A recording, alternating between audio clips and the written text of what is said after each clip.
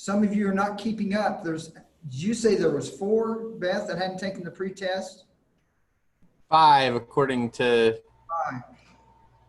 Yes. Please take that pretest. You should have already taken it. It really skews the data if you wait till the end to take the pretest and then turn right around and take the post-test. It doesn't work very well. So please take that and keep up with it. Y'all have any questions about that? Well, that was the same answer I got last week, but there's still 5 of you that hasn't taken it. So I'm not sure there are questions that should be. It's showing that 17 people have taken it, which is more students than we have. So I'm not sure. I think But maybe. And you wonder why they lock you up, Daniel. Yeah. They clearly need math help if 17 answered out of 13. Yeah. Just kidding, guys. Well, maybe everybody has taken it. I don't. Sometimes Maybe. I think people forget to hit the submit button, and then it shows that the assignment's not done, even though the quiz is actually done. So we're showing right now that Addison, Malachi, Perla, Rain, and William have not taken the math pretest. So if you have taken the math pretest, you just go into that assignment in the Google Classroom that's under the classwork tab under pretest, and then hit turn in or submit if you've already taken that. Somebody give Daniel a nod, or they're going to put him back in that closet. Okay, good. I saw one, Daniel. Someone agreed. Good. All right. You just don't get any respect, Daniel. I don't understand that. You're so likable. I just don't get it. Say this to everyone before we get started. After the 3rd class, after next week's class, the 4th class, I'll go back and we'll review some. So stay with it and keep up with your work, even though you might not have it down as well as you want. We'll have time to review as well, but you got to try. That's the only way you have a chance of making progress. So please try and keep up with it. Let's go to sharing the screen. Beth, do you have anything you want to add to that? No, just make sure you take good notes today. Okay. I'm going to go to Smartboard. This is week 2, level 1. And the topic today, we're going to be doing more work with real numbers. You remember last week we talked about the category, the whole numbers, the natural numbers, the counting numbers, rational and irrational, and did several things with that. We're going to continue with that today. Some of the topics there, we're going to talk about the greatest common factor. That's asked for very commonly, quite often. We're going to talk about the least common multiple for numbers. Learn to do that. Hope maybe for some of you it's just a review. We're going to evaluate expressions and see what types of numbers we have when we evaluate them. We're going to do more on solving equations and see what numbers work. So let's get right into that. Greatest common factor. When you look at the greatest common factor, you want 2 or more numbers. And it's exactly what it says. It's the greatest, it's the largest factor or number that they have in common.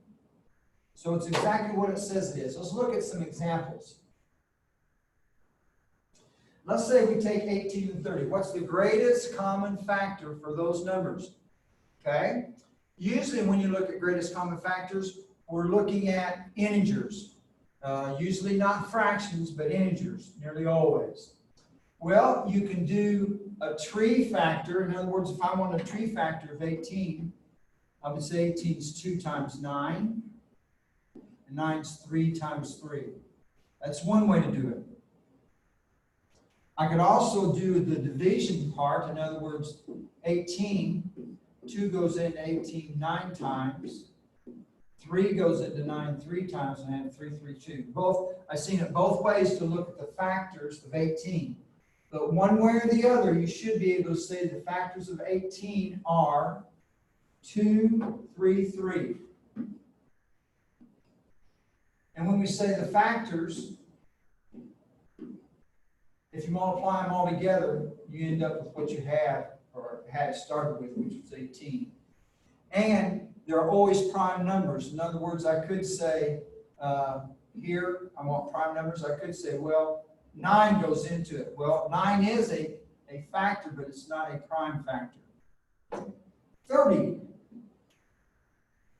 Take 30 seconds and see if you can do what I did up here for 18. See if you can do that without me telling you. And we'll do it here in a second. Let's take 30 seconds. What are the prime factors of 30?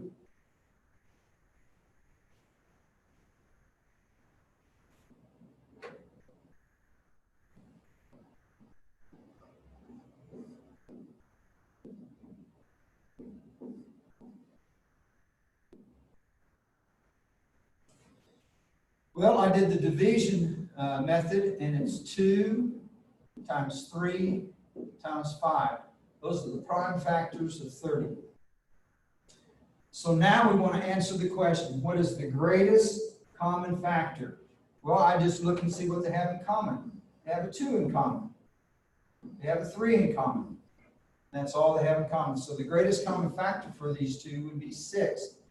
6 goes into 18. 6 goes into 30. And it is the greatest of the common factors. In other words, 2 is a common factor, 3 is a common factor, but the greatest one is 2 times 3. Let's take a look at another example. Find the greatest common factor.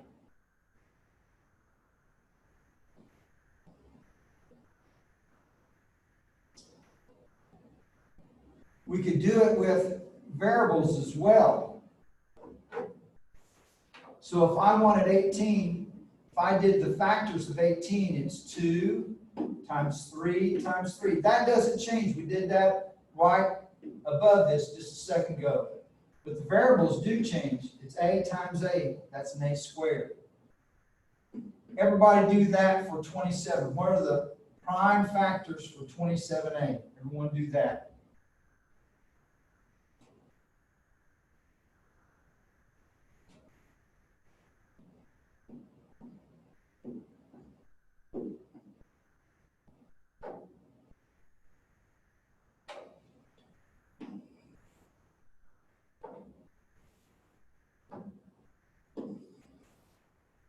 Prime factors of 27 are 3 times 3 times 3 times a. So what's the greatest common factor? You have a 3 in common, you have another 3 in common, and you have an a in common. It's 9a.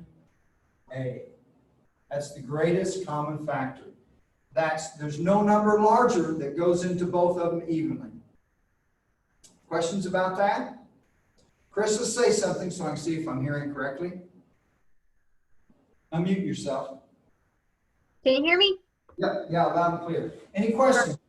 Any questions so far?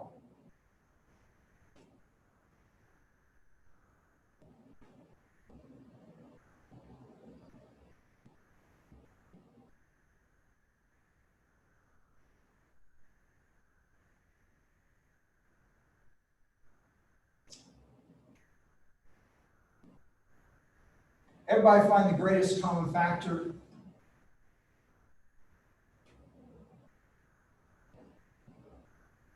Everybody do those two right here. Do the 2 in blue. What is the greatest common factor for 42x squared and 96x cubed? Greatest common factor.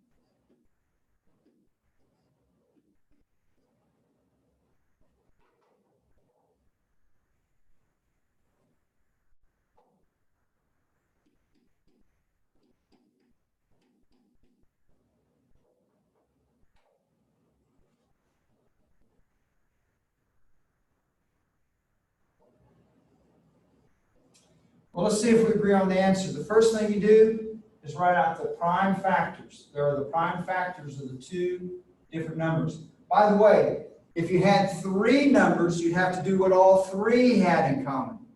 If you had 4 numbers, you'd have to do what all 4 have in common. And sometimes the greatest common factor is just 1, which is not very helpful, but sometimes they don't have anything in common, so we say, well, it's just 1. They have a 2 in common. They have a 3 in common. X and X. 6x squared. Everybody see that? And there's several reasons we'd want to find the greatest common factor, use it in factoring and other things as well, but right now we're just finding it. It's called the greatest common factor.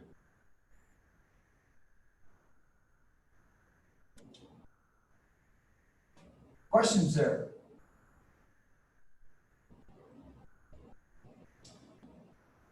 Do one more. Find the greatest common factor of those two numbers right there. What's the largest number they have in common?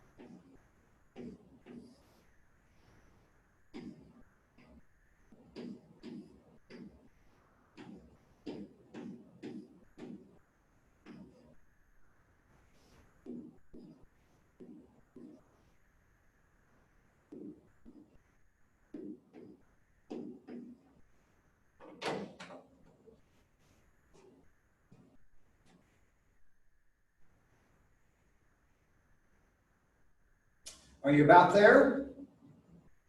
To find the greatest common factor, you find the prime factors. There they are, the prime factors. And then you see what they have in common. They have 2, a 3, a second 3, and 2 A's. 2 times 3 is 6, times 3 is 18. A squared. And that's the greatest common factor. Questions there? Any questions? Okay. Let's do the least common multiple.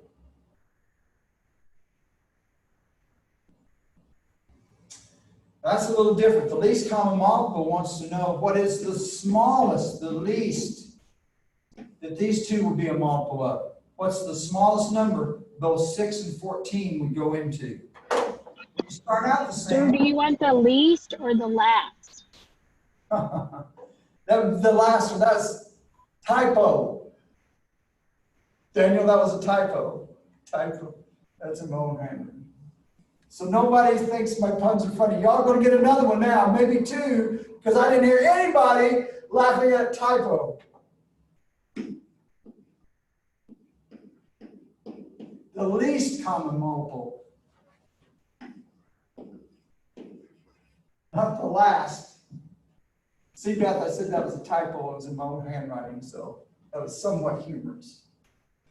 Oh, here we go. Same thing. You do the greatest common factors. 14 is 2 times 7. 6 is 2 times 3. Now, usually it's not that easy, but I want to start with the easy one. First off, you find the greatest common factor. That's 2, and write it down. Then you take whatever's left, 7 and 3. So I found the greatest common factor and write it down. That took out both of these 2's.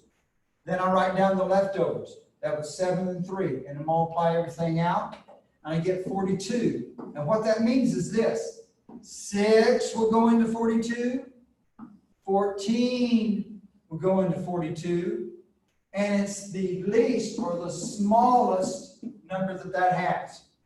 So these both are in common in the smallest number. Let's try another one. Least common multiple.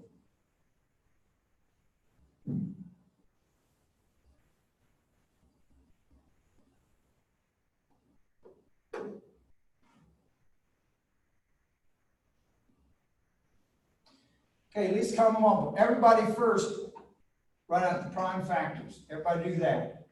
We should be getting used to that now. Prime factors are those 2.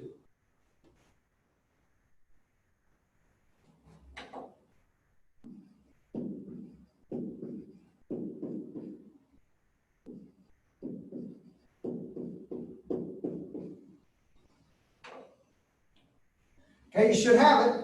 12 is 2, 2, 3x. Not necessarily in that order, but that's the order I like to put them smallest to largest. 9x squared is 3, 3xx. Now then, write down what the greatest common factor is.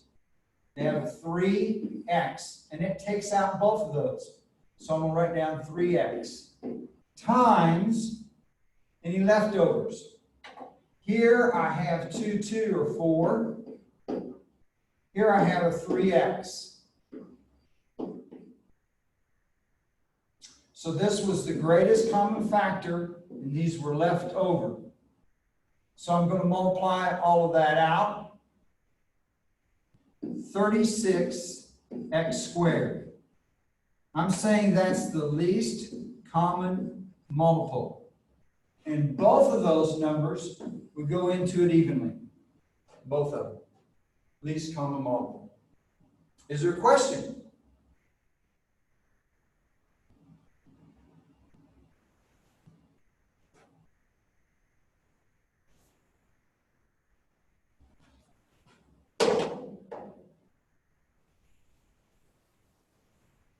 Okay, a while ago, we found the greatest common factor, which was 9a. Everybody find the least common multiple. Go. Least common multiple of those 2 numbers.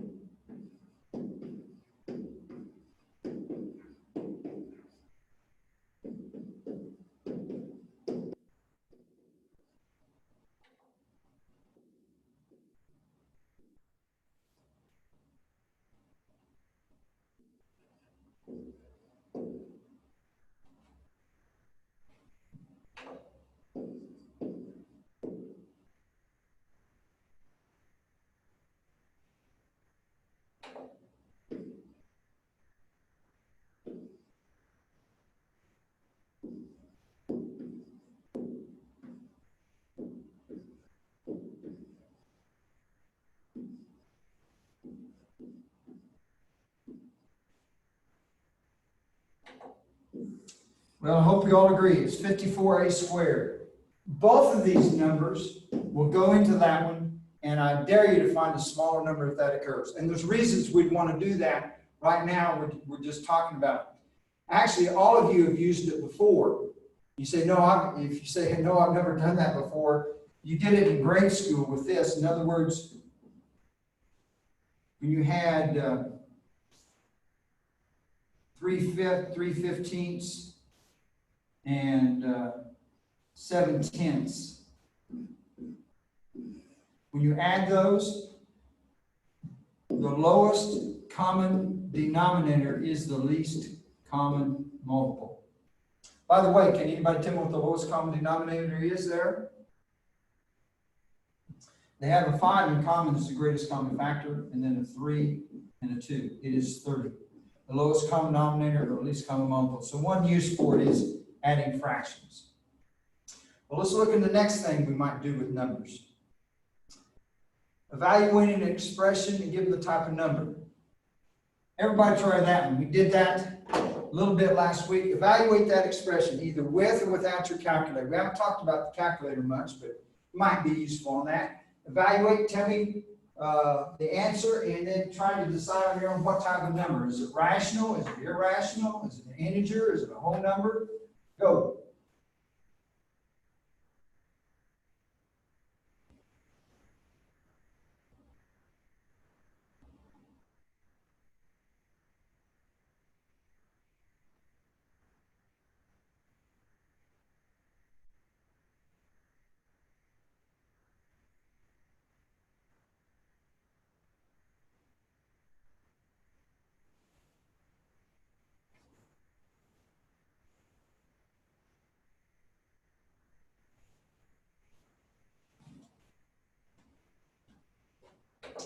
Well, let's see if we have an answer. There's understood parentheses here. 3 cubed is 8. $8 and $12 or $20 divided by 40 is 1/2 is the answer. It is a rational number, which makes it a real number, rational number. I know exactly where that is on the number line. And that's really the definition of a rational number. You can write it as a fraction.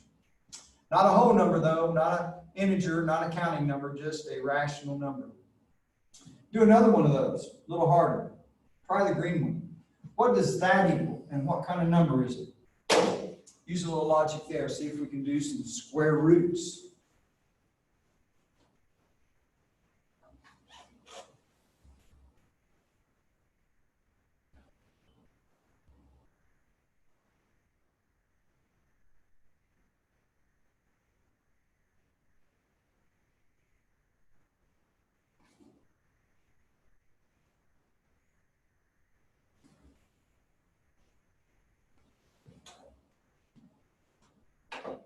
You have your answers? This is like adding 4 cubed plus 3 cubed. Very similar with variables. It's 7, but they're not cubes. Square root of 7. What kind of number is it? Anybody? Somebody? It's rational, is that right? Is it rational? Is that right? Carissa, She wants you to unmute and answer. Carissa, what's 7 times 7? 49. Carissa, what's the square root of 49? 7. Is it rational, Carissa? Yes. Nope, it's not. I don't know what's happening. Hold on. My It is screen is glitching. irrational. That's the biggest mistake I see that I just did here. You can't mix these when you multiply them. In other words, if I had 2 times the square root of 3, and I want to bring that 2 inside, it changes to a 4. That's really the square root of 12. That's the most common mistake I see students make when they're multiplying these. You can't mix them. If that 7 goes inside, it'd be 7 times 49. This is the answer, 7 times the square root of 7. I'll write it a little clearer here. And it is irrational. Do you agree, Carissa? Is it irrational? She's having technical difficulties, sir. It is irrational. That one is easy. Sir, can What you other hear one's me? square roots?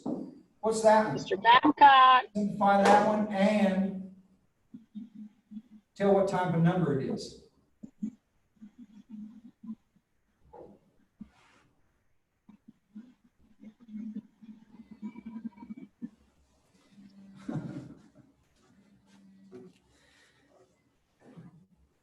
Yes, Beth? I don't know why it times off like that.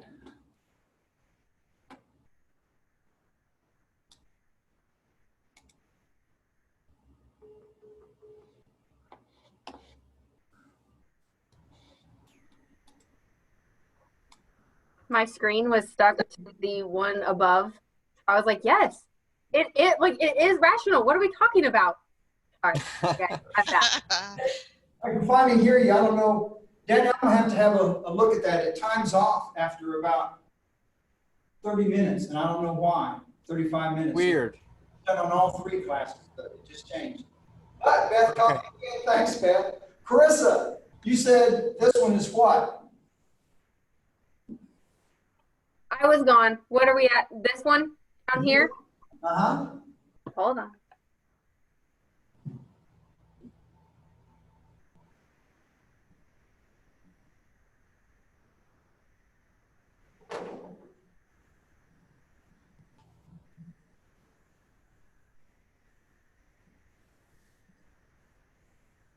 Am I answering it?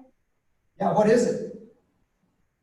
The square, like it'd be square root of 16, and then you would solve for the square root. So 4. So what kind of number is it? Rational. Are you sure? My screen was stuck. Yes. Yeah.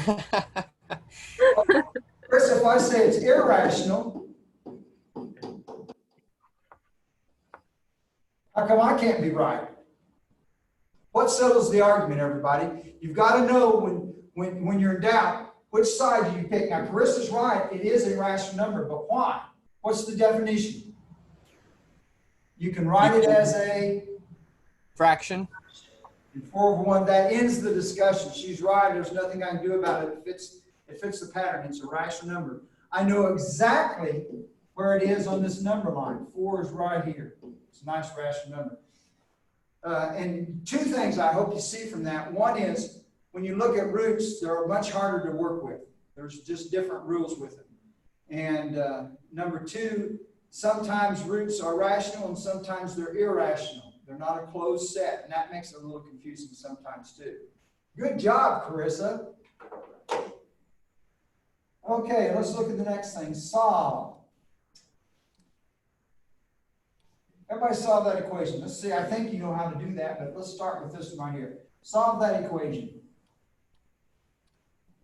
What is the solution set of numbers? Let's take a minute and see what we can do. Add, subtract, multiply. It's a first degree equation, 2 steps.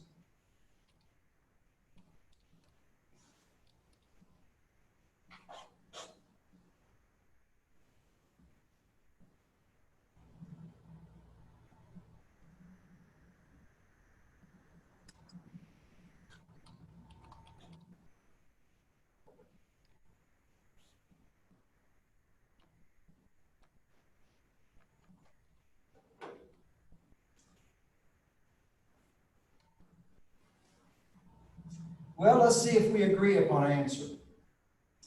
I'm going to add 1 to both sides first. And that gives me 4x, 4 times the number equals 16. And then I'm going to divide by 4.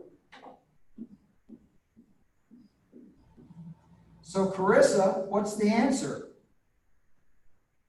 Is it pick on Carissa Day? I just wonder. What is it, Carissa? Is it pick on Carissa Day? Daniel thought that was funny, by the way. If you want, call John. They have a closet. I think they lock him up in from time to time, but I'm not sure. I can't lie. But what is it, Chris? The answer is 4. Well, what if you say it's 4 and Beth says it's 6? How do you settle the argument? Put it in the equation. That's the hardest thing that I have students. They will not check their answer.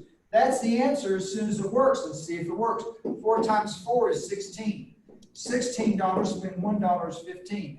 Right. Sorry, Beth. 6 isn't correct. Chris was right. Darn it. Let's look at another equation. Let's take it just one step further. Let's look at this one. Here is an absolute value one. It will have 2 answers.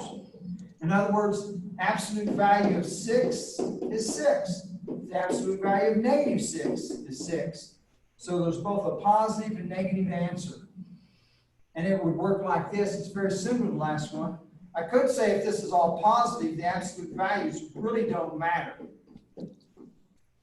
Add 3 and divide by 2. And 9's the answer as soon as I would check it. However, I could say 2x minus 3 equals a negative 15, and that would also work. I have 2x equals add 3, and x equals a negative 6. And both of those I ought to put in and check to see if they work. So absolute value, very similar to a two-step first degree equation, but it has a positive part and a negative part. And that can be very trying sometimes. Let's go to the class worksheets for today.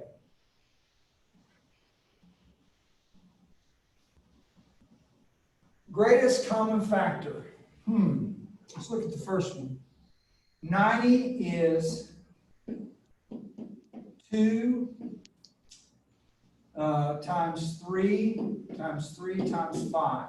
Now, by the way, my advice to you is do that on a piece of scratch paper, not do it in your head, or at least check. 10, 9, it's correct. Okay, make sure you get it correct. And 120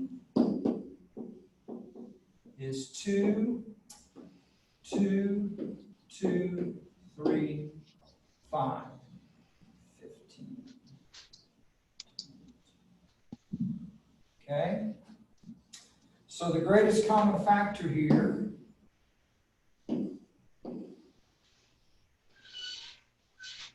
is 30.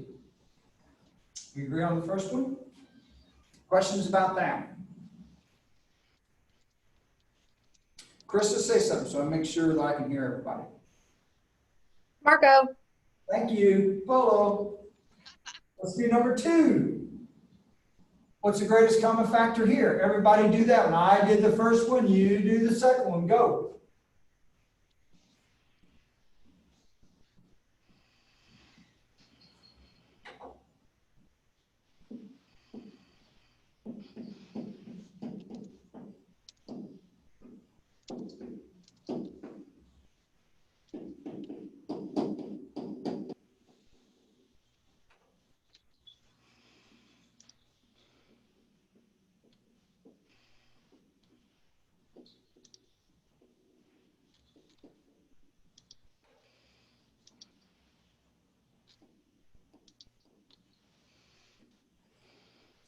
I think it's B, 10x squared. Do we agree? Agree on that? That's the greatest common factor. Do number 3 on your own. What is the least common multiple? Number 3, what is the least common multiple?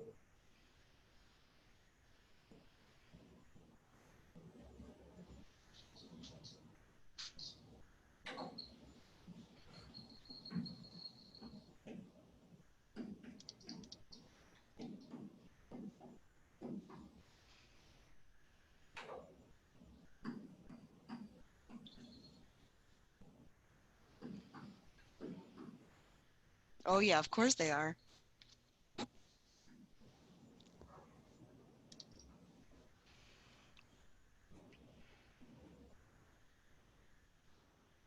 Have your answer?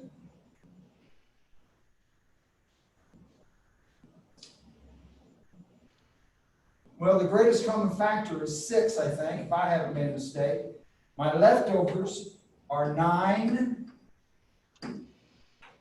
and 7.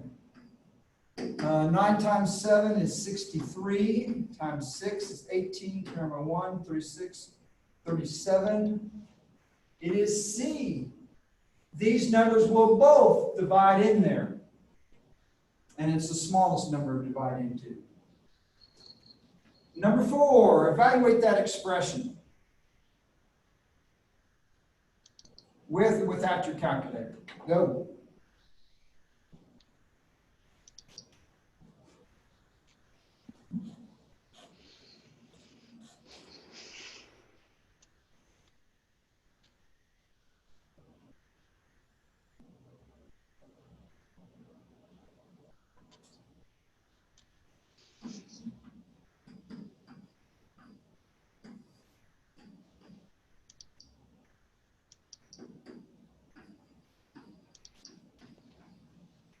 Kitty?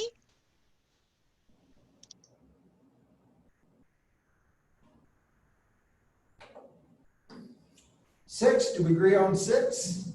Questions? Number 4, I believe it's 6. If you do it with the calculator, I would probably want to put parentheses here. In fact, I know I would, or it won't come out to 6. Second page.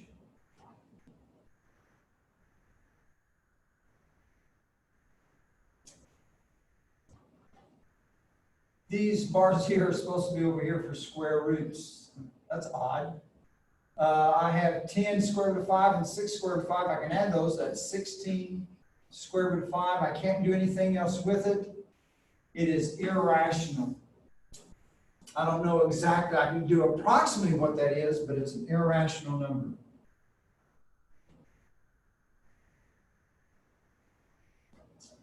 Number 6, well, there's one of those absolute values. There's 2 parts to it. A positive part. In other words, absolute value doesn't change the positive part. Subtract 13. And x is 8. However, I could have a negative part, and that means 13 plus x could equal a negative 21. Subtract 13. And x could also equal negative 34.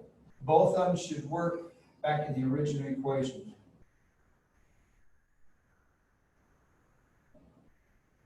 And do the last one. Everybody do the last one. Number 7.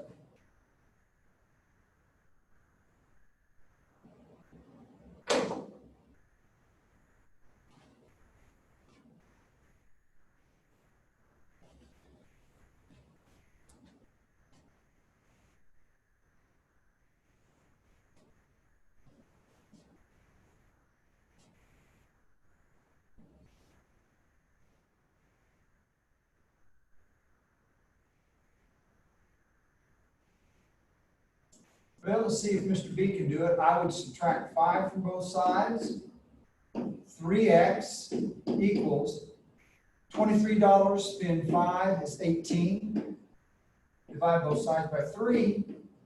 And x equals 6. I think the answer is B. Any questions there?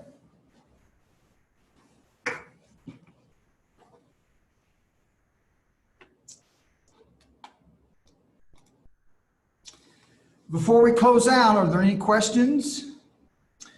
Krista, is there anything you want to remind them of? If you guys need any help, you can come to the lunch/study hall right after this class at 1. Or if you want to try the homework and see if you kind of remember it, I'll also be there tomorrow at the 1 o'clock time as well. Beth? Any questions or anything, comments you need to make? Nope, I'm good, sir. Okay. I think I'm good. Okay, John? I'm good too. Okay, Daniel? We're good. Boss? Sorry if everyone heard me yell at my cats. I tried to pretend like I didn't, but it was hard for me not to laugh looking at Chris. Lost it. Struck down. Chris, They're I'm impeding my math homework. I was just trying to get them out of here. Oh, instead of your dog eating the homework, it was a cat. Yes. No, Beth and I have both heard that one a lot, way too much. Any questions from anybody?